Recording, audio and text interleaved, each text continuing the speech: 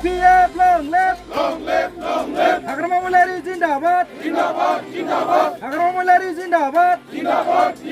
Nangal Zindabad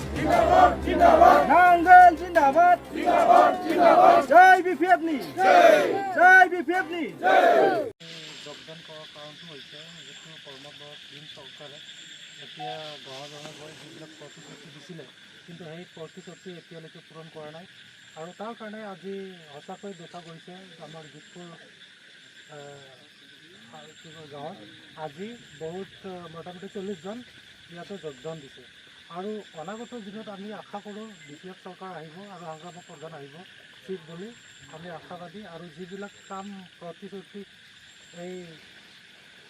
হেৰি প্ৰমোদে কৰিছিলে সেইবিলাক কাম আমাৰ হাগ্ৰামা ছাৰে কৰিব বুলি মই আশা কৰোঁ আৰু next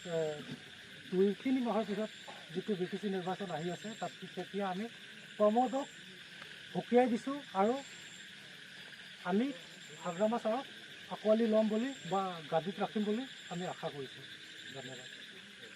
BPF long live Hagrama Mulari Zindabad Hagrama Mulari Zindabad Nangal Zindabad Nangal Zindabad Jai BPF ni Jai BPF ni